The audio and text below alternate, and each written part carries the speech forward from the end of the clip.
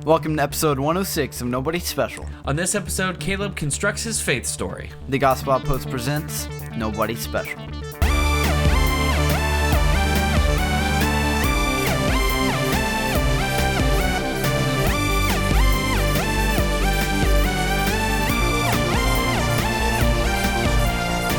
Hey everyone, welcome to Nobody Special, two Nobodies talking about the somebody who matters.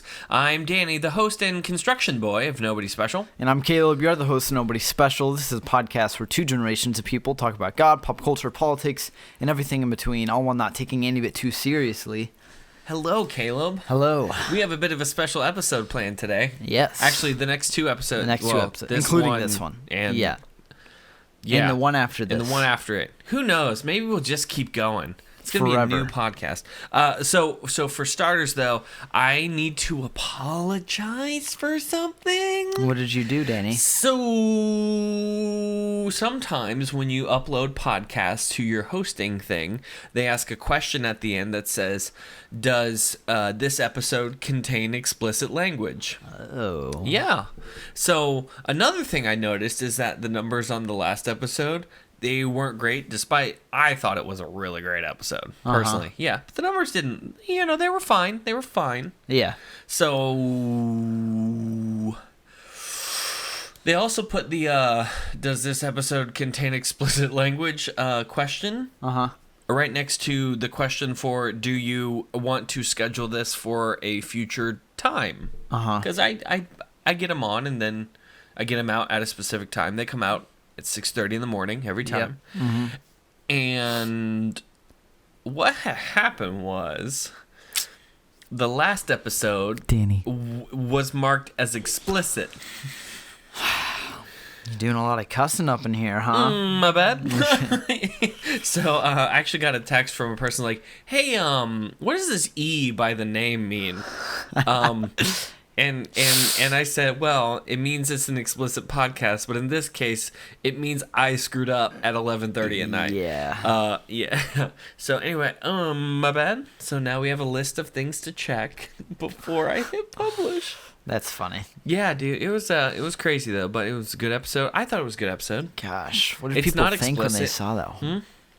Nobody special off the deep end. Right. Is nobody special after dark? Yeah. Yeah. Nick at night. Nobody at night. Yeah. No, we're taping a little bit early, and it's been a long day for both of us. So, and a special episode. So we're both. I would say both of us are not sure what we're gonna say today. Yeah. I might need to put the explicit tag on this one. Who really knows? Could go in any direction. I know. So, no. So it's a bit of a special episode. So we're gonna nix our normal 20 minutes of banter. Gosh, it normally is like 15. Yeah, it's pretty bad. We gotta cut that down. Yeah. We're not interesting enough for that. Yeah. So there's been this trend going around the internet. Mm-hmm. Have you heard of it? It's the ice bucket challenge, and Yes. Actually, I never did that. I got nominated. I was like, I ain't doing that. Yeah. Like, They'll raise enough money on their own. Yeah, they'll be fine.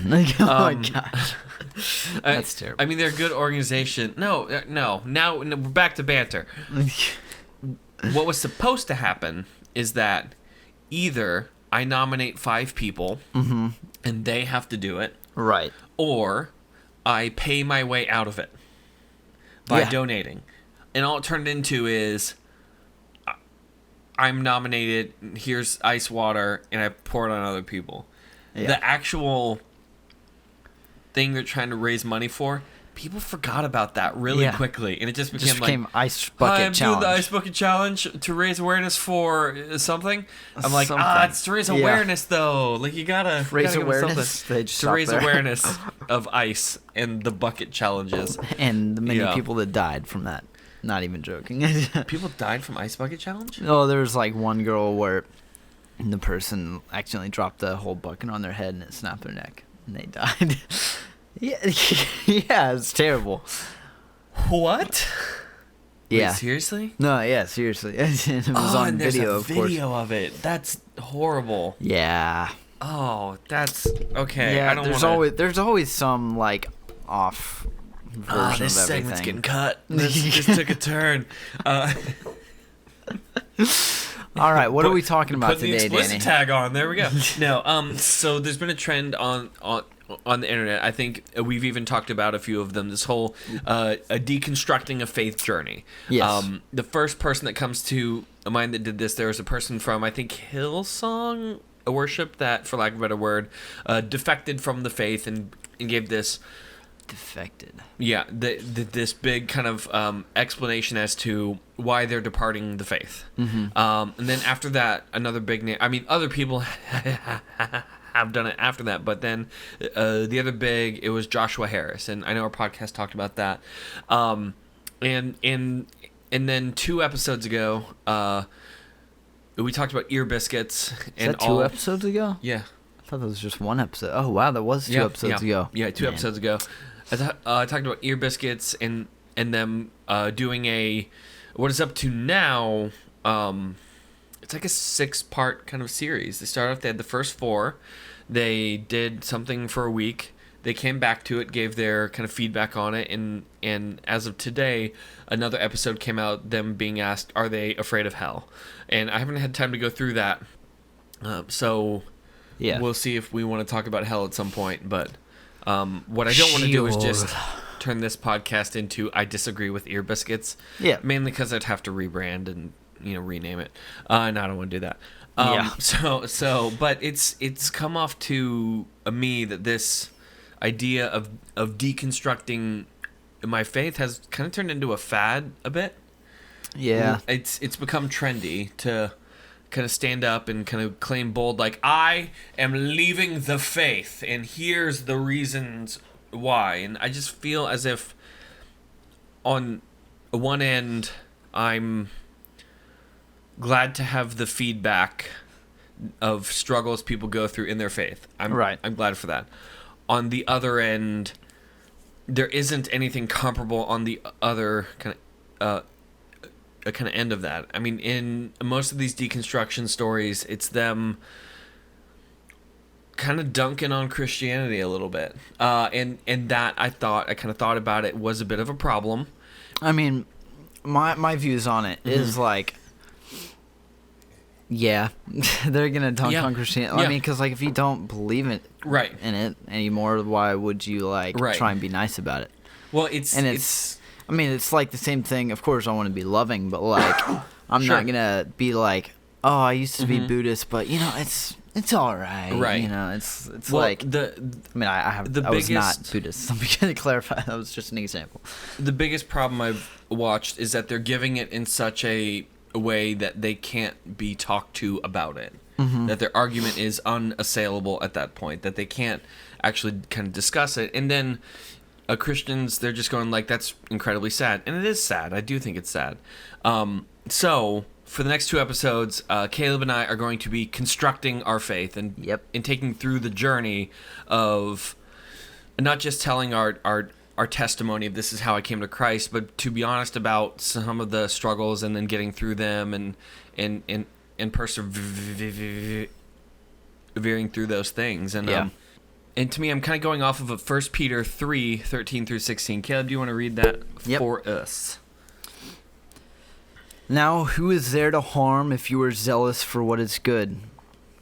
But even if you should suffer for righteousness' sake, you will be blessed. Have no fear of them, nor be troubled.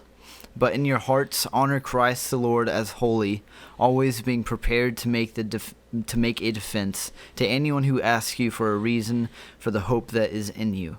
Yet do it with gentleness and respect, having a good conscience, so that when you are slandered, those who revile your good behavior in Christ may be put to shame.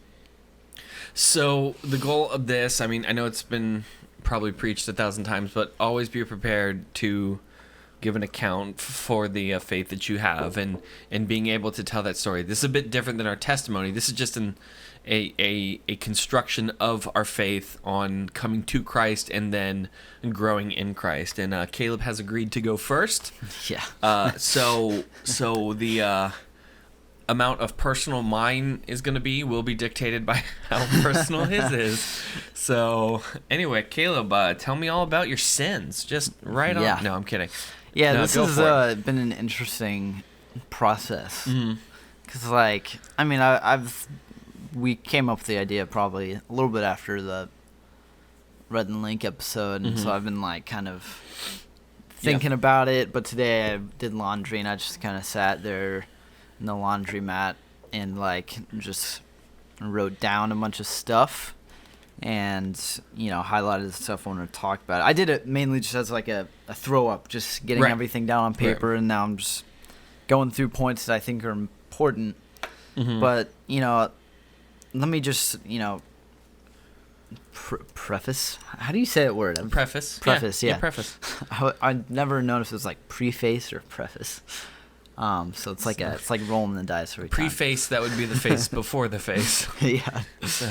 But, you know, just to preface that, you know, all the stuff I'm bringing up may sound like some of it, not all of it, but like some may sound sad or like not full of life, if you know what I mean. But it's not like I, you know, have had a bad childhood or have not been happy. I've actually luckily never really dealt with depression, and I've been lucky for, you know, in that sense. But, you know, this is the stuff that I highlighted that it's kind of the things that impacted me the most and got me to where, you know, I gave my life to Christ. And then after that, I'll talk about, you know, why I still believe it and why it's so important to me. And then at the end, if I have any questions or you can ask questions throughout, but if you have any clarifying things. I got some real zingers at the end. Yeah. In the very beginning, you know, I've not been a Christian. I almost said that. Wow, that was bad. I've not been a Christian my whole life, but I've grown up in church, you know, since I can remember, and I've been to all types of churches. I remember the first one I remember was in Pensacola or Brownsville, something like that, and that was like a very gospel, you know, yelling pastor, like you said, fire and brimstone. Right. I remember asking my mom. I used to ask my mom, like, why is he so angry all the time? Angry? Doesn't he have the joy of the Lord? Yeah. And yeah. So, no, what'd your mom say? Sorry, I can't remember. Like, what did she say? Like, why is that man angry and yelling at us? I can't remember. I do remember asking my question though, but and Karen, if you're listening, we're gonna need that answer. Like, yeah. And then we've been to like bigger churches. Like we've moved to Georgia, and there's one up there called Perimeter, I believe, is one we went to, and that one's, you know, bigger than the one we were at before. Then we came down to Florida, and we went to Christ the Redeemer Church, and that was kind of a mid-size, smaller, I'd say. It's mid. Yeah, it's mid. Yeah. And that's where I probably were the longest until, you know, now I'm at 1122, which is another church in Jacksonville. And so it's classified as super mega. So yeah. Now it is. Yeah. My first one actually wasn't crazy big, but the screamy yelly one. No, because when I first went to 1122, it was just San Pablo. Oh yeah. So it was like it was still pretty big. Still large. Yeah. But yeah, so I've been in church like my whole life. None of it really like mattered to me, if that makes sense. Like I knew the stories and everything, and it's not like I had any like thought. I didn't really have any thoughts on it. Like it was just kind of part of life. And so, you know, where I kind of feel like everything picked up was at when we moved to Jacksonville first, and so like, you know, at home life was fine. You know, there's stuff going on, of course. I mean, I think everyone deals with stuff at home, and you know, it's just, you know, things like I feel like the things that affected me most were the views of my parents. Like to be honest, I don't have a lot of childhood memories of like my siblings that much, but you know, you pay a lot of attention to your parents, and right. Like, let's just say, like, I'm not gonna get into it. Nothing was perfect. You know, it was probably less than perfect, but everyone was working on it, and we were all conscious of it. And so, like, there was that tension. I feel like, you know, everyone at home. I have 4 siblings, and so, you know, a lot of children. But like, everyone knew that there was tension, but you know, we were still like happy overall, I'd say. You know, everyone got along. Of course, you know, as kids you argue. I used to hate my sister Caitlin so much. Love you, Caitlin. Hi, Caitlin. Thank you for listening. Yeah. But you know, but it was like still stressful to know like that there's this kind of like unsettled, uncomfortable feeling sometimes and at home. And so like, you know, and it's important to note, like, my mom was the religious leader of the household, and you know, she's great and doing the best she could, of course, for like having 5 children. And my dad was an awesome dad, but he wasn't a Christian, and like he didn't really, you know, hold that against anybody, if you know what I mean. He was very good and still is very good you know, about like it. Anti-Christian, but didn't adhere to the faith kind of a thing. He didn't go to church, you know, but you know, it like it still affected you, and of course, like I loved my dad, and before I even really knew what like being saved was, or the full gravity of that, like I still wanted that and want it for him today, and so, you know, that was like, that affected things, especially at church, because I remember kids like being like, where's your dad? Because like everyone else it was a very common thing, especially at Redeemer. I feel like both parents always went, even if like, you know, one of them didn't really believe in it, or you know, like it sounds terrible, but I mean, like, I know what you mean though. It's just like the church culture. Yeah, you know, well, your family goes to church. That's just like church culture across the board, especially back then. The 3 spikes in church attendance are Christmas, Easter, and you want to guess the third one? Mother's Day. Yeah. Wow. Christmas, Easter, and a Mother's Day. Do you know the thing that happens to Father's Day attendance? Now, most people say it goes down. It doesn't. It actually doesn't do anything. The gift to moms on a Mother's Day is everyone get in the car, we're going to church. And God bless the mothers that are doing that. But a dad's like, pancakes and sports. Yeah. Please don't make me go to the hymn sing place. So. Yeah. But it was definitely a thing, because like kids would always ask me, and especially like my friends. I was very shy. That's an important note. I was always very oh my gosh, very shy. You when we first met, sorry not to like jump in your story, but fine. you didn't say, I mean, we met, and I think a month after that you spoke to me. Yeah. You know, didn't hate me or anything, but it was like, hey Caleb, how you doing? Hey, everyone, fine, thank you. I'm like, don't know what you said, but I'm assuming it was positive. Yeah, I was very quiet. I had a very hunchback. I remember that. I just low confidence overall. Yeah, and like very like I just kept everything to myself. Yep. And I mean, I feel like a lot of that was due to like home life. Once again, like nothing. Like everyone was trying their best. Like I'm not doing this to point fingers, you know, but like, you know, things always play into you, and especially when you grow up at home, and you know, and it's a tense environment sometimes. It's like, you know, it's you just kind of shelter yourself a bit. Right. And so that's kind of how I was.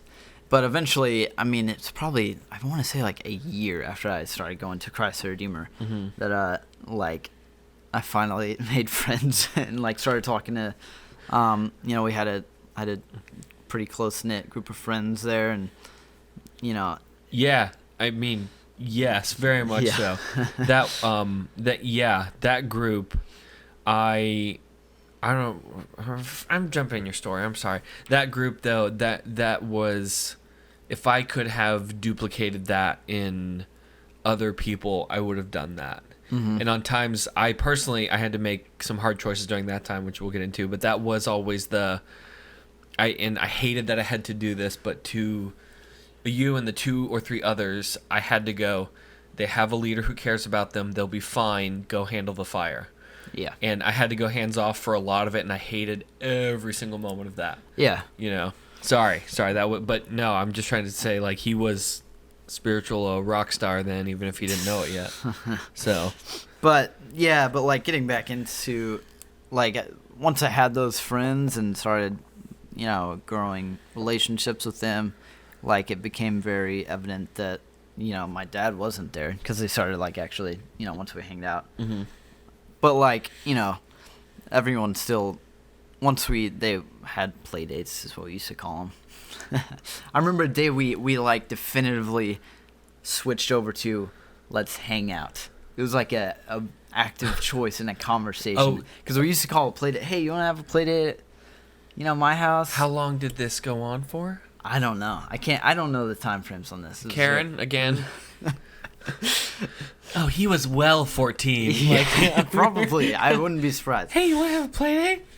But, and they like got to know my dad from hanging out at my house, but you know, but it was still, at first it was a thing that affected it, and it wasn't like they intentionally did it, but like it was always felt like derogatory, just because everyone else's parents were there, and like they didn't really know how to handle that conversation, if you know what I mean. So it always went very louder, poorly. like, oh, good for you. Like, why? Why is that your choice? Yeah. And so, like, that brought some frustration with, like, Christianity and like the Christian circles, and which was really the only circle in my life. I mean, I had school, of course, and like I didn't really know much about it, but I remember just being, like, frustrated and, you know, sheltered, because, like, another thing was, you know, all my friends were saved and baptized, and, you know, could speak in tongues and stuff like that, and I was, like, I was very far behind. And when was the tongue speaking? I don't know. Okay. I remember that might have been later, but okay. I mean, I still can't speak tongues. It might just not be my spiritual gift, but that's all right. Idea toilet, speaking in tongues. Keep going. But I actually, side note, I did have a dream like a year ago that I started speaking in tongues, and it was really weird, but crazy. And dreams and interpretations. But this just kind of all kinds of shows today. Yeah. That kind of like brought up these feelings of like frustration and not being good enough, and of course this is all just like lies. You know, looking back, you know, you can see that very clearly. Right. And it was kind of a I felt inadequate type thing, right? Yeah. Okay. All right. Yeah, and so like that's just kind of was a part of it. I mean, it was I can see it more now, if you know what I mean. Like this is very different. This is the first time I've like gone back and actually like observed and thought about all these times in my life. So this is very interesting. Right. All the stuff I've like found. But, you know, I could tell that was kind of, you know, a thing, and it definitely affected me. I mean, it still does today. I think that affects everyone, like not feeling good enough. And it's definitely a real thing. And then, you know, I feel like things kind of picked up a bit at home, and like in the sense that like we're getting a little bit, there's more tension and stuff. And, you know, I wasn't good at dealing with any of that, so I remember my things were YouTube, like Legos, drawing, and like just hanging out with friends, just to like get out and get my mind off things. So like I just would never try and think about it, and so like that obviously just not good, you know, because it builds up. Like this thing inside of you just kind of builds up over time, and And, like, really, things weren't, like, crazy serious. Like, looking back. But, like, as a kid, everything is always blown up, if you know what I mean. In our minds, typically. I mean, like, I wouldn't downplay a struggle because other people's struggle is bigger, though. Do you know what I mean? Well, yeah. It's I mean, it was real stuff that you were going through. Yeah, I mean, even I'm not trying to... when it's more real stuff for other people, it probably feels, honestly, like the same. You know, it's just... Yeah. It's just a different perspective. Right, but right.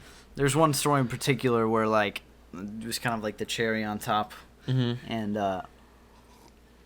it was a youth trip. And it was to go to Universal... Rock the Universe? Is that what it's called? Where it's like the Christian... like, music groups. Yeah. That was Rock the Universe. This is at Redeemer, right? Christ Redeemer. Yeah, okay. So, yeah, that would have been Rock the Universe. Rock the Universe. Yeah, and it was like 60... favorite trip we did every year. Yeah. Hated it. It was $60, and I really wanted to go because, excuse me, just burps. Because all my friends were going and stuff, and I remember I had 60... I'd, like, saved up money. It was in my wallet. And I remember, like, it, like, just disappeared. Yeah. And it was, like, really frustrating, and, like, I got really annoyed because I wanted to go, and like, then I remember talking to you, and you said that you would get me covered somehow. And that was, like, very, like, a serious thing for me because, like, I always remember, you know, money being kind of, like, tight-ish. Yeah. At certain times in my childhood, not, like, during the whole thing. Right. So it was, like, the gravity of, like, money was a real thing to me. Yeah. And, like, I didn't take it very lightly, especially when it was, like, my birthday and stuff. I was always trying to be very, like, conscious of what I would choose for my presents and stuff. Especially for stupid getting all the things you're building. Like, man, the Lego sets are crazy expensive. Yeah. I wanted the $300 castle as a kid, and it's like, nah, how about the small one? Like, I think I calculated that in my childhood, I spent... This number's not important. Over, like, $3,000 on Lego sets. Yeah. Wow. I Way would to kill waste for $3,000 money. Yeah, right no. now. So. Thanks, young Caleb. Could have gone to college, just kidding. With my $3,000. Could have gone to college. No. But yeah, that was like super, like, stressful for me. Yeah. And then I remember it coming. That was like sometime in September was that trip. It was coming up, and then it was Youthquake Live. It was the big thing. Wait. Go back to a Universal trip. I don't think we finished that one. It's not. It's Youthquake Live is part of it. Oh, okay. Sorry. Okay. Like, that was kind of stressful. And then I remember it was, like, Youthquake Live that Friday night. I think that was, like, Wednesday was when that happened, or sometime during the week. And then Friday night was Youthquake. And I never enjoyed going to Youthquake. That sounds terrible. I never did. Are we doing this? Are we? Just because, like, I don't know why I would always want to just, like, stay home and not go out for Youthquakes. Yeah. But this time I went, and I remember I was sitting with Joe, and I just said all their names. Let's give names. A last name and address too. No, he wasn't on cast yet. He was too young. This was the year before. You were like 7th grade. I was 12 years old. Yeah. Okay. So this was the year before we all joined. But yeah, me and all my friends were sitting together, and I remember at the end of the night it was like the altar call. I mean, if you've been to like any camp, it's basically similar, where you have like the speaker, right? And they preach, and I don't even remember like listening to the sermon, but just like the altar call came. And it was just, I mean, I was in middle school. Come on. What do you expect? Right. And, like, I just felt this overwhelming, like, sense to just go to the altar. I was like, it never happened before. And I was like, what is going on? Yeah. Like, this force was just, like, pushing me. And, like, I remember getting there, just kneeling down. And, like, all I needed to hear in all of this was... Like, I remember very clearly, it was just like, everything is going to be all right. It was as simple as that. That's just the only thing that God really told me that night. And it like, just with that, everything was just kind of, like, opened. You know, everything was real. It wasn't just, you know, me going to church. It was like, okay, wow, God's real, heaven and hell. Like, I remember just flashing into my brain all at once. I can remember, like, the feeling of it, too. Yeah. And just, like, the, like, holy... I almost said the C word, not the bad C word. Holy poop. And like, I remember just, like, sobbing and, like, uncontrollably, just because everything was real and, you know, that weight was just lifted, because that's all I really needed to hear. And it wasn't like I wasn't hearing that from other people in my life. Right.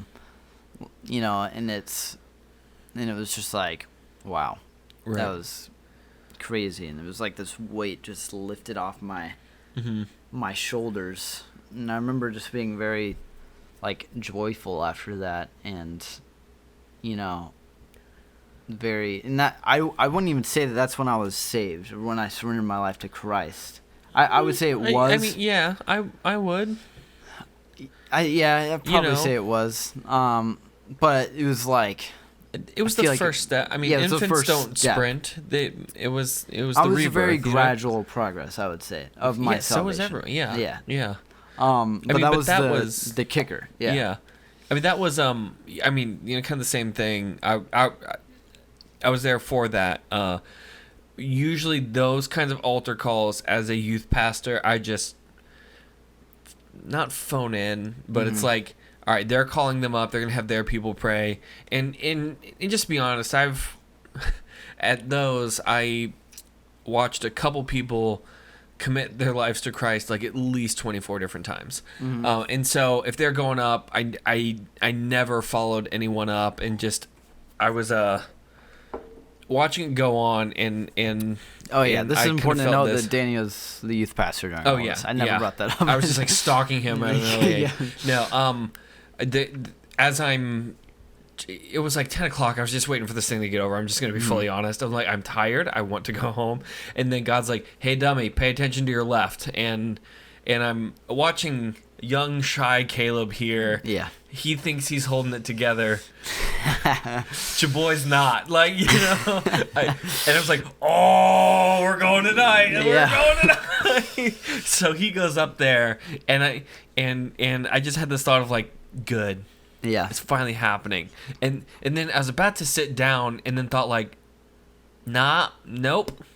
We're going up. We're following them back, and end up I mean, they take them back into the back so they can beat them. No, so they can pray over them and Danny. and that kind of no. What are we, a Catholic church? Oh.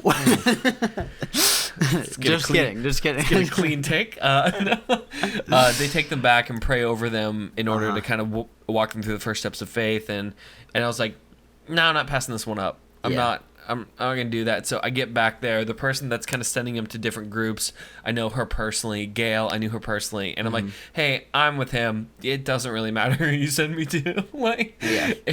And then end up in two people who I'm also there, a youth pastor, both named Zach. And I just stare at them both, said, like, y'all got the easiest pick of the night. Because Chaboy's got it. Like, and, I remember I was just sobbing through that whole thing. Yep. Yeah. It was like the craziest feeling ever, but it was like I needed it. Yeah. You know, when you just like, I feel like I used to cry a lot, like not, but I was a very sensitive kid. Right. Like there would be like small things that happened, like someone would get hurt. It wasn't even me, and I'll be like sobbing. Right. It's like, why'd they get hurt? Right. Because it was just like freak me out. Right. But yeah, like this was just like. Yeah. And I mean, I'm not telling them my part to like pat myself on the back. It's that I knew there was something really deep going on, and I was like, nah, this is go with him, because it was important. So not that the others aren't. And that was probably you and I, like our first connection that I remember, like was then. I think we might have hung out like before then, outside of like you being my youth pastor. I don't know. I have a lot of gaps in the memory there. Yeah. But that was, at least from my memory, like the first time we had like a kind of personal connection. And but that night was was crazy. And that was where it all kicked off. So that all that backstory you get to hear. Yeah. And my faith from there was very, like, I want to say emotional, like just grateful for, you know, God taking that weight off of me. And I remember being very just kind of, you know, it's not like circumstances started to change quickly. Right. But, you know, it was my perspective, like, change, if you know what I mean. Yeah. And, you know, it was good. And so that happened. And then, I mean, I want to say, like, I didn't really fully understand the gospel until, like, a little bit, probably, like, a year after that. But, like, my perspective changed because it was just, like, everything is real now. It wasn't just church. It was, like, okay, I can have a relationship with this guy. You know, like, like, God isn't just this thing that I'm taught about. It's someone who loves me and cares for me, and that, you know, like, and it became very real. And so I feel like that was when I finally started to, like, catch up to other people and in like faith sense, and like I wasn't just attending church, I was actually participating. Like, participating, yeah, exactly. So, you know, and it was very I want to say, like, you know, emotional, that section of my faith for like years after that. I want to say until my like freshman year of high school. And I joined Youthquake, you know, the following year, and other things that like actually were important too is like you remember when we did those like little, like, I don't know, Bible study things. It was like just you and me after school. Oh yeah. Those, yeah. That I used to hate them, to be truthful with you, because it's like, not a surprise. Don't play poker. It was very like you wouldn't force me to open up, but like it was like I knew I needed to, and like do that. And I remember even like thinking about that night again and like started tearing up again. And it's like things like that where it was my first kind of time to open up and talk about you know, faith one-on-one with someone. That wasn't like in my family or my mom. And so it was very good. And you know, like the Bible to me was still kind of like I didn't really want to read it, you know, like during that time of my life, to be honest. But you know, that's where it was a very, like, once again, an emotional ride. And I joined Youthquake, and it was great, like being able to serve and you know, that connecting in that way in my faith to God, and like little by little growing in my relationship with God. It was still like very, you know, compared to like where I've been, where I am now, it's like I was really nowhere in my relationship with God yet. But it was like just riding that wave, if you know what I mean. And then it was like high school. It all just like kind of, that wave just ended. And it was kind of the time of my life where I was like, okay, like, why do I believe this? You know, the emotions had faded. And it was time to be like, you know, do I believe this? Like, is God even real? You know, answering all these questions. And it was this is where I, like said, entered the logical phase of my faith. And how, you know, and I remember, you know, praying, and doubts are scary. Like, it's a traumatizing thing to go through. And I mean, I think all of us, especially these, because it's existential and permanent. Yeah. And eternal. Well, I mean, it's a doubt that carries weight to it. Yeah. And then I remember just bringing this fear into my life of like, am I even saved? Mm-hmm. All these things. And I remember talking about, like, you and I would hang out on a regular basis at this point. And, you know, I don't think you were the youth pastor there anymore. Probably not. I think you were working at Logos at that time. My freshman year of high school? No. Maybe, I don't know. That might have been... It might have been, like, midway through high school, I want to say. Because that's part of, like, we're getting into that next episode, but you moved to North Carolina for a bit. Are we? Okay. Yes, we are. Yes, we are. And then when we started hanging out was when you came back from North Carolina. Yeah. And I remember... So you had just changed churches. Yeah, I think so. So that was... Yeah, this is the next big pivotal thing. And another important thing to note is my school, I was homeschooled. I was pulled out of school. So I was in public school until 4th grade, and then I was pulled out. My mom pulled me out to homeschool. So I did 4th grade again, and that I had to redo that year, which sucked, but, you know, it was all right. It worked out better. Yeah. Because I wouldn't have, you know, met a lot of friends that I did in high school if that didn't happen, and God used that, of course. But I moved into homeschooling and with classical conversations, and those friends that I had at church, you know, they were my friends at school too now. So it wasn't like these severed things. It was these two, like, my friends were just my friends. I didn't have any other circles. I didn't play sports. I did have, like, art classes, but, like, those were still people. A lot of them were the ones that were in school with me. And so that was when I changed churches. I remember, this is big. I don't know why I didn't write this down, but this was a big moment in my life. And I feel like that kind of fueled into a lot of this too, of, you know, my mom kind of like my sister wasn't really getting, you know, she was never really a good fit for the church we were at. And, you know, my mom thought, you know, it was better for us to move on to a different church, not because we didn't, like, you know, appreciate it, but it was just time to go. It was, looking back, because it was a very clear transition time. Yeah.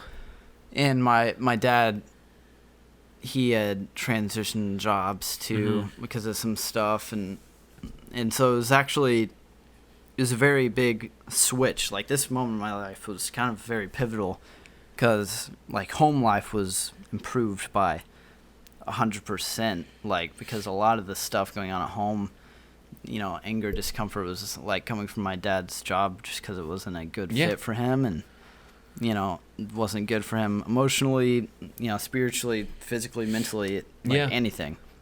So this transition happened, and it was awesome. Like, you know, this is where everything, you know, I can just see a lot of healing, you know, and it was happening, like, right in front of us. You know, all of us were seeing this happen, and it was really good, and we decided to switch churches too. We looked around for a little bit, but another thing, gosh, I'm like, I didn't actually plan this part, so this is why it's a little bit of, we had moved too, so not only, like, did we... Yeah, you were... It was like full transition, right? And that, it was kind of the last nail in the coffin. It was because it was a 45-minute drive, and I think I actually did the math at one point to get to Redeemer. You would have driven by about a dozen churches in order to get there, and it's a long drive. It's a lot of gas during a time gas was expensive and an issue. Yeah. And this made more sense, to be honest. I mean, no hate. That's So we had moved. It was from Ponte Vedra, like, we were Ponte Vedra area or Green Cove, to, like, the heart of Jacksonville, basically. Yeah. And so it was far away. Yeah. And so it was time to find a new church, and I hated it. I couldn't stand that. Like, I was angry, very, very angry for a long time, because it was like I said, all of my friends were there, and because we were moving, you know, that changed school too. So like, they were just like ripped out completely. Because this homeschooling program, there's multiple communities within Jacksonville. So I went to a different one, and you know, it's crazy. Like, my life just changed completely over the course of like 2 months. Right. And it was scary, and I think that's why I was like very closed off, and that's where, you know, that, like I said, that emotional wave just kind of like fizzled out. Yeah. It's because things, although they were like better overall, right, it was like you had to give up everything for choices that you didn't make, and that's hard for anybody. I mean, even adults struggle through that. I think kids have a greater difficulty understanding that because they're just kids. Yeah. And it was a lot that you were handling. So yeah, and it was a thing of like, yeah, like everything changed, and there's like, it's crazy. I mean, it's not like I didn't hang out with my friends a lot after that, but when you don't see them, it just kind of fizzles out after a while. And I did still do Youthquake for a bit, and I would see them there and in our practices and rehearsals for that. And so so that was like, yeah, it was just kind of the end of a phase of my life, and that's where I found we started going to 1122, which ironically, because of all the anger in my life, I hated 1122 at first. Like, I could not stand it. I found all of the reasons to dislike it, to you know, this kid at the youth group is just such a butthole. Smells like cheese. Yeah, I don't like all all to these a church that smells like cheese. Weird excuses. It's in a Walmart. Ugh. Yeah, it's in a Walmart. Yeah, and it was like I didn't know anyone, and because of, you know, I was kind of getting in my groove too. So I would say I was like less shy once I was in my groove. You know, I had my friends at that church, and then I, like, this transition happened, and I just like completely back to where I was before on the shyness scale. Yep. Because it was a new class, a new church. But, you know, this is where, like, I really started my, I want to say, like, golden years. Because, you know, those wounds heal, and, you know, those friendships, you know, you just kind of accept that they were kind of not going to be the same that they were before ever again. So it's time to make new friends. And so that really came from, you know, my new classmates who were awesome and just kind of ushered me in. And one of those classmates I figured out went to 1122 as well. So we started hanging out a lot, and we were great friends, and still are today. Yeah. And hang out whenever he's back from college. And so, you know, so like that happened, and so like I just really began to mesh with that class, and that spiritual wave ended, and that's getting back to where I was before. That's where all these questions came in, and I was really like, I had all of these questions, and I brought a lot of them to you and talked about them. You know, luckily, you know, God brought these new classmates in my life that were extremely intelligent and smart and doing really well in their faith. So, you know, they were able to pour into me. And what's probably the biggest question that you had during this time, or the biggest question, ironically? I mean, biggest question or biggest challenge, I guess. I want to say to maintaining faith. The biggest question I had was just like, is it even real? And, you know, making up all these excuses of why it might not be. And, like, and it's a very scary place to be. Yeah. 'Cause, like, you know, growing up in church, it's just this huge, like, it is ingrained in you that's what it is. You know, this is life. And so I feel like it was almost healthy to have these doubts, because it brought the perspective of, like, what is life without Christianity? And exploring what it would look like and feel like. And And then So like what I guess a part of it is if that's the question, mm-hmm.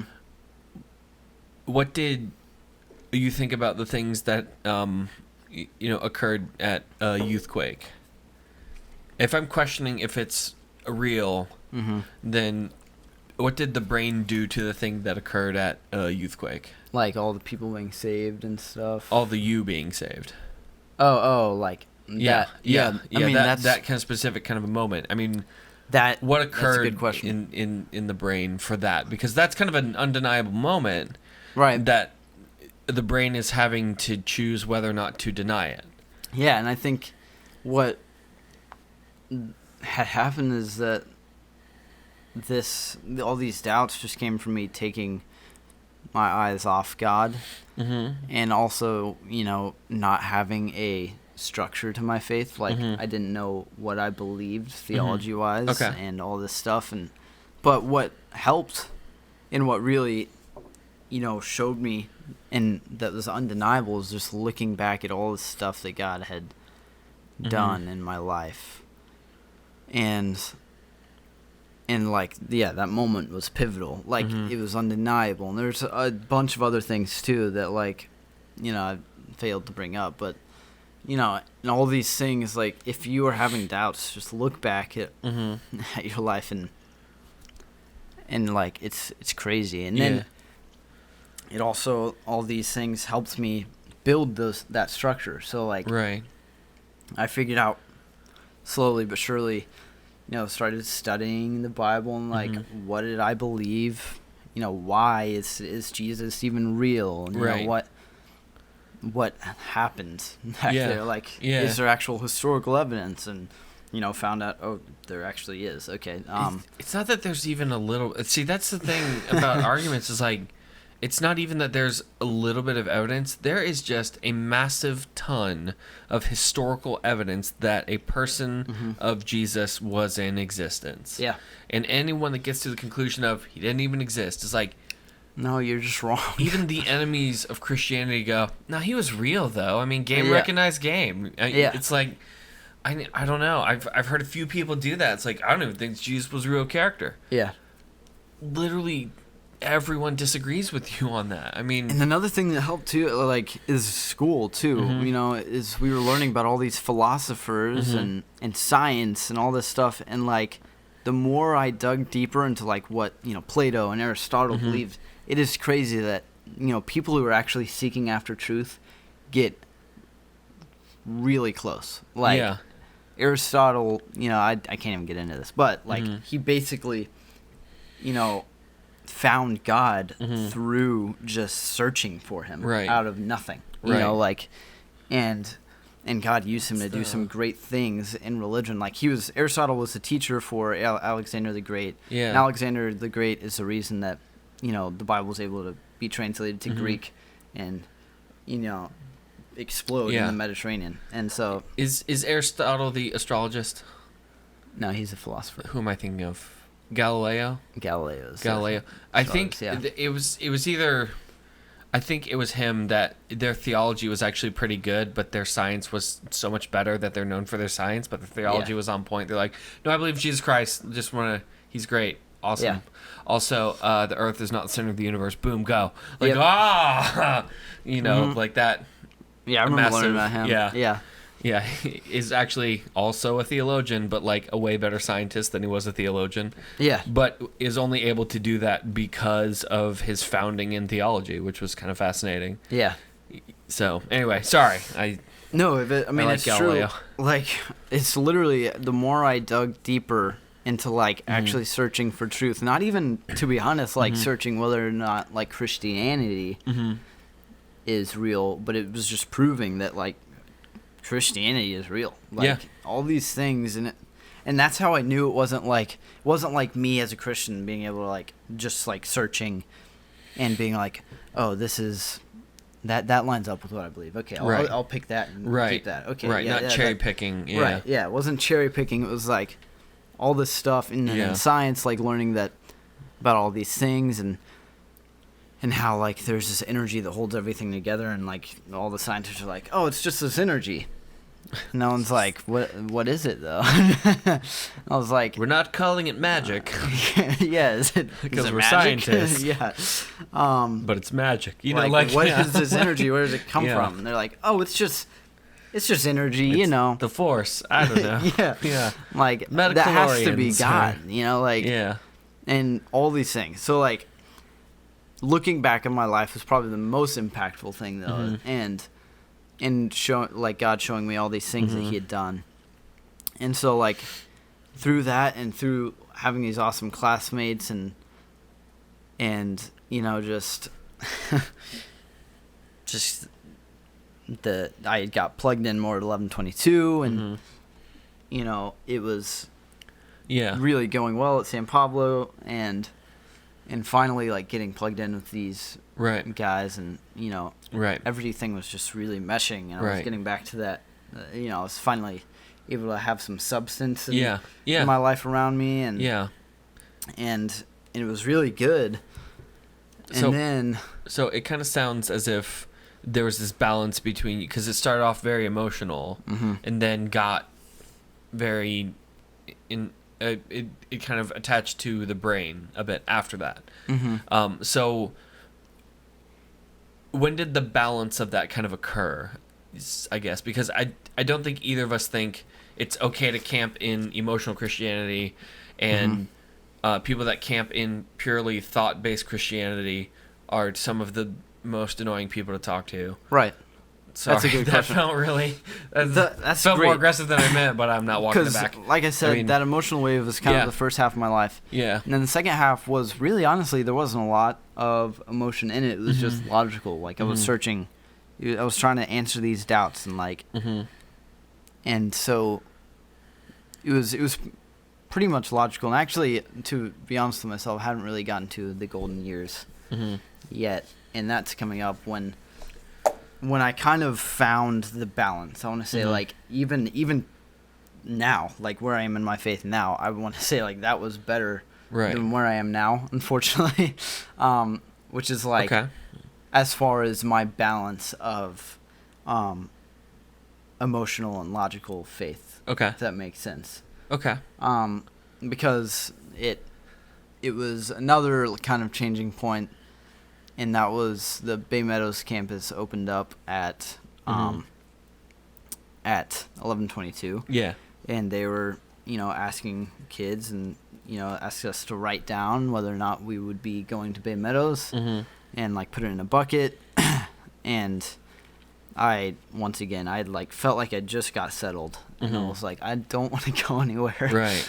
Like, that's just, you know, putting myself in this place where I would be just uncomfortable again, and through that, you know, I finally realized, and my sister kind of convinced me too, that like it's time to we need to go to Bay Meadows. It's closer to where we live. Right. We would be literally in that 3 community. minutes. Yeah. Yeah, it was like it was the best. Like in hindsight, it was like wow, I can just drive there, and it's like 5-minute drive. Right. And yeah, it was another kind of changing point. And I was like, okay, you know, like at this point, there was a little bit of trust built up with me and God. And I was like, okay, I think I can see this working out. And, you know, and then like the shyness comes back, of course. Like anytime I'm in an uncomfortable situation, I just like don't talk, you know, don't build relationships. What do you think that's based in? I want to say I'm kind of getting there, but it's more just a lack of confidence in who I was in Christ. Okay. And it wasn't really, so I wasn't able to really hold my shoulders up straight and know who I am. Right. But, you know, I made that transition, and it went really, really well, actually. And we became like this little family over there. It was a smaller youth group, and it was like, it was just great, you know. The youth pastor was awesome, Evan, and we, you know, they had this student leadership program, and one of the other student leaders convinced me to join it, and that's really where I kind of my faith kicked off. And because that was where that balance came in. You know, I felt like I don't know really where the emotional stuff came back in, but it did, and like. I mean, personally, from my perspective, I'd say, and I'm not trying to dictate your story, that was the part where it started to become expressed. Right. Yeah. It was I mean, there'd been years of pouring in that are good, processing, questioning, doing all these things that are important to do, and this is that first kind of opportunity to actually express that faith going out. Yeah. And kind of taking that and pushing it to an external outpouring, I guess. Yeah. No, I think that's a good point. Yeah. Yeah, that was really the first time I kind of had a outward kind of like felt like I was really serving and like doing something that was actually impacting that I could see. You know what I mean? Like Youthquake, I was still doing Youthquake, and I would say I kind of that picked up as well. And I think that like serving, it kind of just showed that that's really important. Yeah. Because and that's when like the golden years started. It was just not a perfect balance, you know, but everything was going really well, and of course everything like there's ups and downs, but like for the next 2 years it was just really it was really great, you know, like getting plugged in, you know, with the Bay Meadows, and we were really like just a family there, and it was great, and I felt like I mean we all still talk on occasion today, like it's not the same, but like it was really good, and for like the next 2 years it was just really good. And I think we started the podcast somewhere in there. I think it was like started it not 2016. Yeah. We started it when I was 17. January 2017. Yeah. Because we specifically didn't want to cover the election. Yeah. And some things never change. So or February, I think. Yeah, it is important. Yeah. My time at when it was just one campus at 1122 was pretty short, to be honest. I didn't think about it. It was like it was very short. Like I want to say just 5 months. So like that's why it was really kind of whiplashy almost. But like now during those down times, what became the kind of I mean, because there's spiritual peaks and plateaus. During the plateaus, where did you find, I guess, either comfort or endurance in being able to pursue God? Comfort and endurance. Comfort or endurance. Comfort or endurance. I mean, because I've had times, and I'll go through them, that it's called as. Oh, I forgot what this dude's name is. I think it's Bonhoeffer. He calls it the dark night of the soul. Whatever. I calls it the dark night of the soul. That it's that the brain understands everything about God and knows that He's present, and everything just feels stuck and just have to kind of, you know, put your head down and plow through it. And in that. A lot of people get there and think that they're wrong in their faith, but they aren't. It's just a season people go through. It comes off as there have been a few of those. Is there anything that kind of gave comfort during that or endurance through that? I mean, I think always just talking to people about what's going on, and you know, being honest with yourself. Like that's what's crazy now is like just looking back on everything and seeing how like you're kind of dishonest with yourself at some points, and being able to look at it and figure out what you're really feeling then. Right. But, you know, just having people in your life to talk to, having good community, you know, people pouring into you, whether it's sermons or stuff like that. Yeah.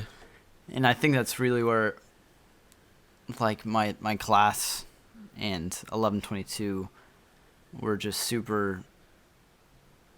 Just it was a great blend. Yeah. And and it was just really. It was really good. And I think that's kind of what helps is it's just like everyone encouraging, like, read your Bible. Right. And the class encouraging just to like.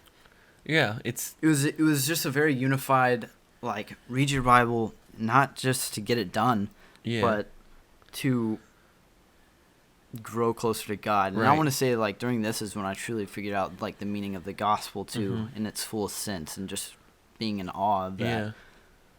And there's a safe place, it sounds, to be able to say, like, hey, I'm super not okay, and then to have the protection of the community come up and kind of hold arms up during the times of being weak. Yeah, and I would say that first step is you have to come out and say, like, I'm not okay. Yeah. I would say the number one person I was able to do that with is you. Like, me and Danny are very much accountability partners, and, like, I was very honest with you about things that were happening, and with my friends, and like this point in life, friends weren't just like friends. As a kid, like, you're just kind of friends. You don't talk about deep stuff. You should.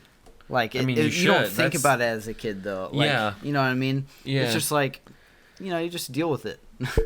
You have play dates. Yeah, you have play dates. You have play dates. But, like, now it was like we were becoming really mature. And it sounds odd, like, I hate to, like, kind of say that, but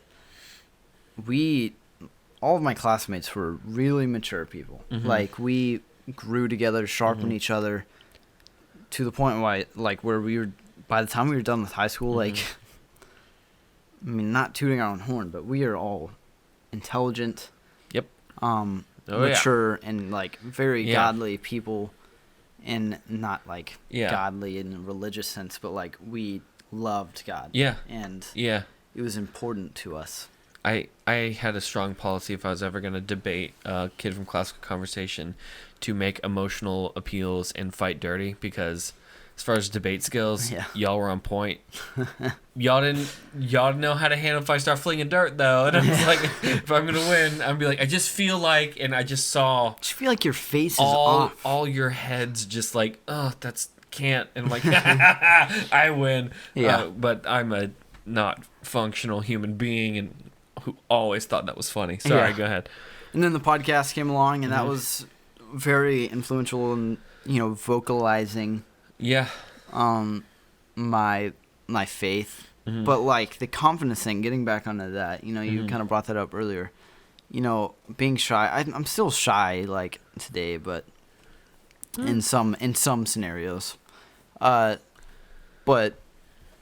really it came from, like, this sounds dumb, but, like, my hunched shoulders thing was, like, a real problem due to, like, a lack of confidence. And I remember my mom, who's in a Walmart parking lot, on Hodges, Beach and Hodges, that Walmart. That one. And she was like, I could tell she was just kind of, like, fed up with me, just kind of like looking. Hey everyone, I'm Caleb. Wow. Sorry. Wow. Okay. I mean, you sounded like, I love you. I did. I had a very odd voice, but she was like, don't you know, like, who you are in Christ? Like, you need to stand with your shoulders back in confidence. And I remember that just kind of, like, resonating, like, from that point on. I was like, wow, like, that it was like I felt like God really spoke to me through that, and it was like a real thing. I mean, it sounds like shoulders are dumb, but, like, no, I mean, it is important to walk in confidence. Children of the King stand with their head held up. Yeah, absolutely. And so she was like, that's you're a child of the King. Act like it. Yeah, and I remember that just like I need to use that one for many circumstances, and it just like just rung in my head. Yeah, I was like, okay, that's wow. Okay, yeah. And I remember from that point on, I'm intentionally trying to have better posture and better confidence, and really, and that's like, once again, that's when I finally was understanding, the gospel, that, Jesus fulfilled the law through love, and that we are no longer slaves to sin, right, and that we need to walk in his freedom, right, because he's already won, right, and it's good, and like that changed me, and that was like when, like I said, that's why those were the golden years. It's because it was just this, like, still a mix of, I want to say, like, childlike faith and logicalness, like having stuff to back it up. It had a skeleton now. It wasn't just it's meat flopping around.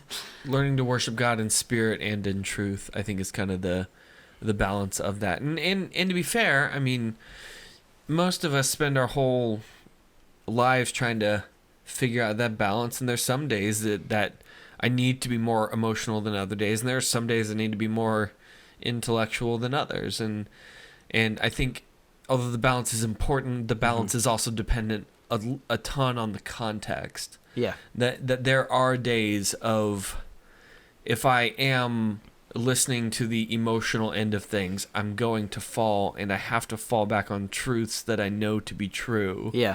And then there are other days that truth, well, not that truth isn't truth, but that the kind of intellectual end needs to be protected by worshiping God in emotion.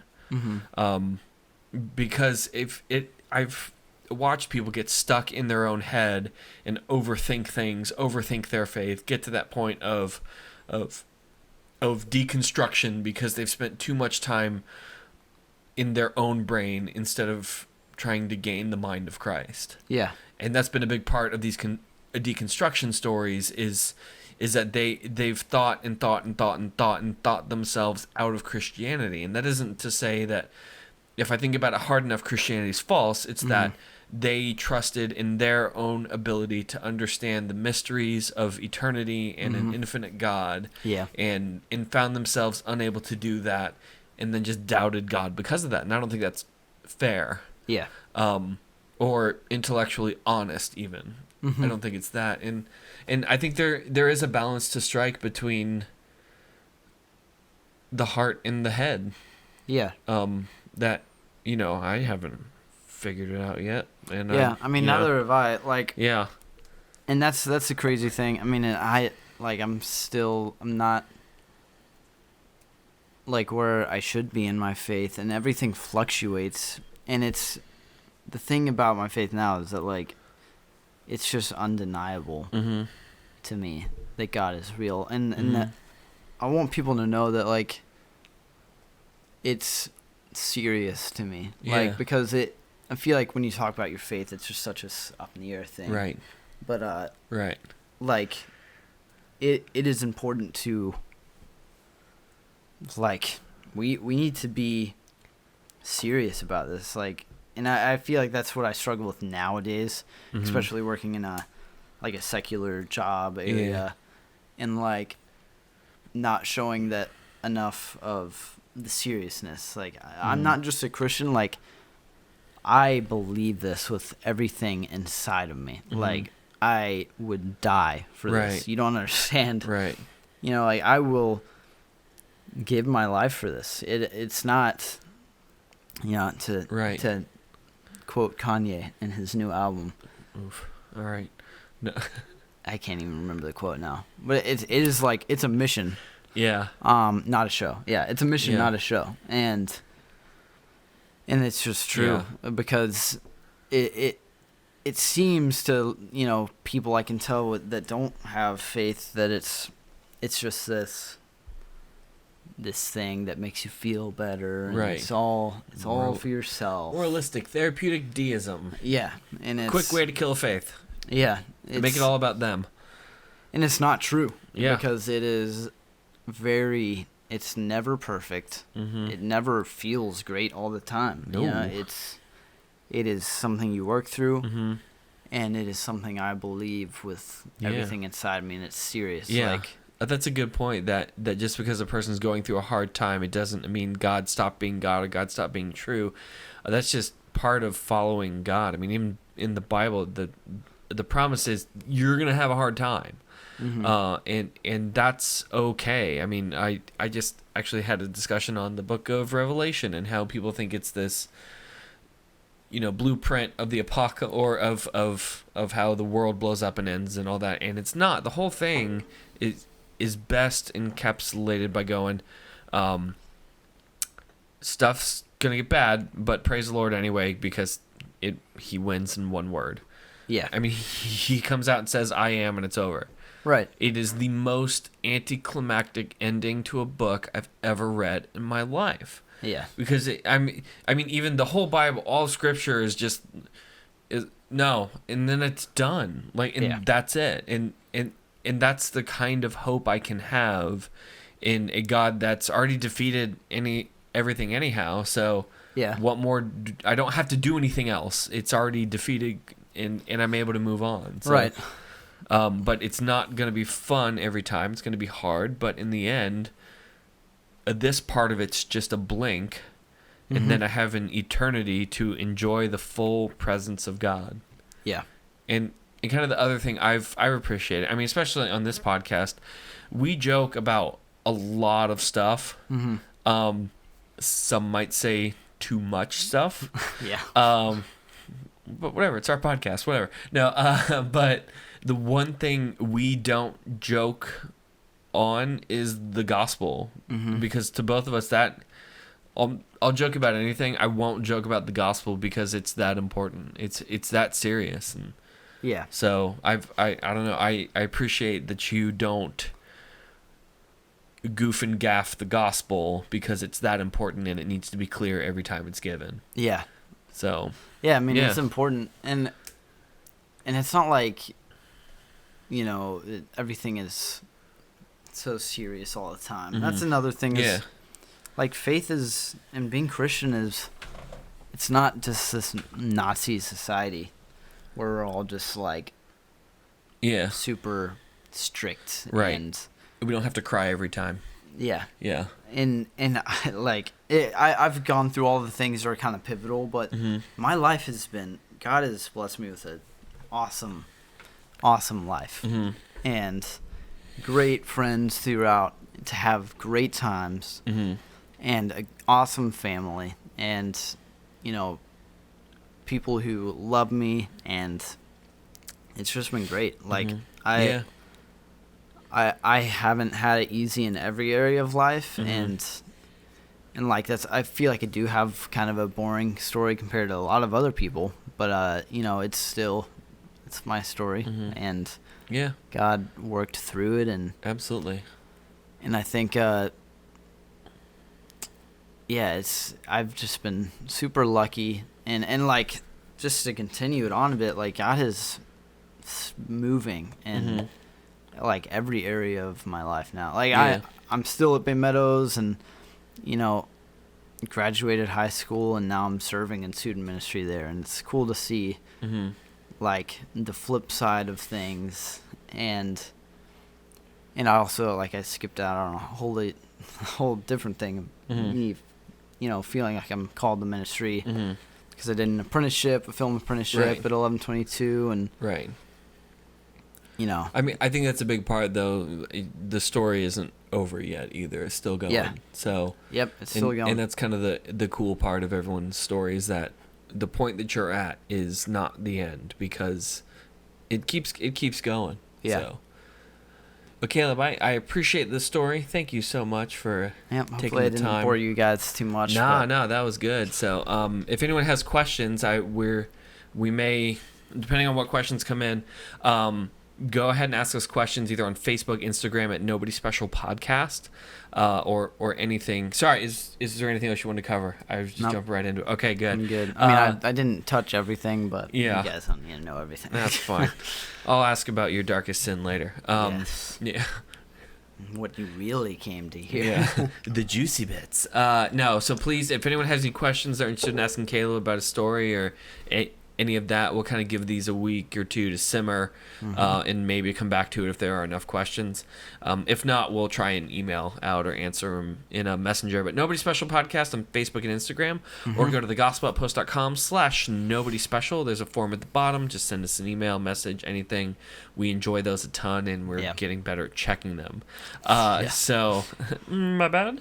Also, we do have some fun changes coming down for a few things, not just for Gospel Outpost, but those will become evident when I get to work, which will be cool. So, but Caleb, I appreciate the story. So I think that, though, is going to do it for us today. I'm Danny. And I'm Caleb. And we are Nobody Special.